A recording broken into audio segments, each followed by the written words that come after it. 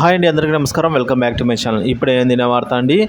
So 12వ PRC గురించి తాజా సమాచారం అయితే వీడియోలో ఉంది. వీడియోని ఎక్కడే కానీ స్కిప్ చేయకుండా ఎండ్ వరకు చూడండి, అప్పుడే పూర్తి ఇన్ఫర్మేషన్ అర్థమవుతుంది. అలాగే వీడియోకి ఒక లైక్ ఇవ్వండి. ఇంకా వీడియోలోకి అయితే వెళ్ళిపోదాము. 12వ పిఆర్సీ కనుక అమలైతే ఉద్యోగులకు లభించే బెనిఫిట్స్ ఏంటి, పెన్షన్స్ లభించే బెనిఫిట్స్ ఏంటి, ఇప్పుడు ఒకసారి తెలుసుకుందాము.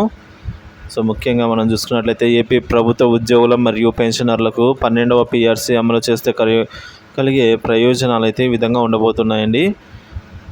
ముందుగా ఉద్యోగులకు సంబంధించి 2023 జూలై నాటికి డిఏ ఎంత ఉంటే అంత మొత్తాన్ని బేసిక్లో మెర్జ్ చేసి దానికి ఫిట్మెంట్ కలిపి బేసిక్ను ఫిక్స్ చేయడం జరుగుతుంది. అలా బేసిక్ ఫిక్స్ అయిన తర్వాత ఆ కొత్త బేసిక్ ఆధారం చేసుకొని హెచ్ఆర్ఏ పెరుగుతుందండి. అంతేకాకుండా పీరియాడికల్ ఇంక్రిమెంట్ కోసం కొత్త బేసిక్ని కూడా బట్టి పెరుగుతుంది. అదేవిధంగా ఏఏఎస్కు కూడా కొత్త బేసిక్ ఆధారంగా పెరుగుతుంది.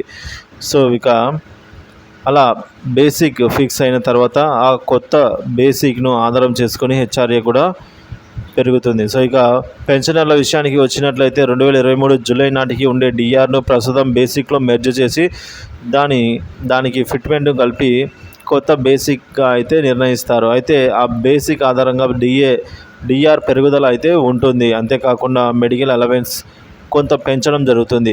ఇంకా ఎవరికైతే ఎడిషనల్ క్వాంటమ్ ఆఫ్ పెన్షన్ వర్తిస్తుందో వారికి కొత్త బేసిక్ ఆధారంగా ఏక్యూపీ వస్తుంది. మొత్తం మీద పెన్షనర్లతో పోలిస్తే ఉద్యోగులకు ఎక్కువ ప్రయోజనం ఉంటుంది. ఎందుకంటే ఉద్యోగులకు సంబంధించి హెచ్ఆర్ఏ ఉంటుంది, పెన్షనర్లకి ఉండదు. అదేవిధంగా ఉద్యోగులకి ఇంక్రిమెంట్ ఉంటుంది, పెన్షనర్స్కి ఉండదు. కాబట్టి ఉద్యోగులకు అధికంగా ప్రయోజనం అయితే ఉంటుంది ఈ 12వ పిఆర్సీ వలన అమలు అయితే పెన్షనర్లకి అడిషనల్ క్వాంటమ్ ఆఫ్ పెన్షన్ ఉంటుంది, ఉద్యోగులకి అది వర్తించదు.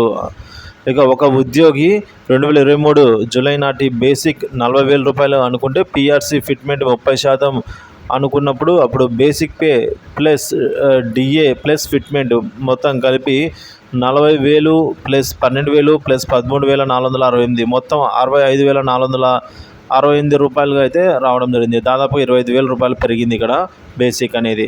అప్పుడు బేసిక్ అనేది 65,000కి పైగా పెరుగుతుంది. సో నెక్స్ట్ స్టేజ్ వద్ద కొత్త బేసిక్ ఫిక్స్ అవుతుంది.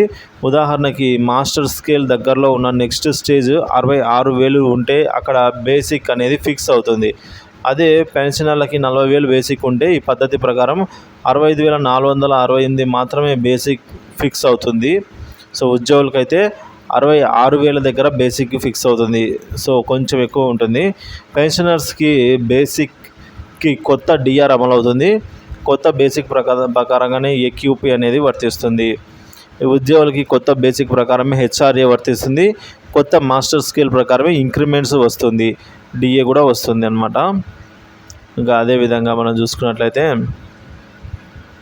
ఈ 12వ పిఆర్సీ కమిషన్ త్వరగా ఏర్పాటు చేసి త్వరగా అమలు చేయాలని అయితే ఉద్యోగ పెన్షనర్స్ అందరూ కూడా కోరుతున్నారు. సో ఇదే నేపథ్యంలో చంద్రబాబు మరియు పవన్ కళ్యాణ్ కూడా హామీ ఇచ్చి ఉన్నారండి. త్వరితగతిన ఉద్యోగుల సమస్యలు పరిష్కరిస్తామని కూడా వారు చెప్తూ ఉన్నారు ఫ్రెండ్స్.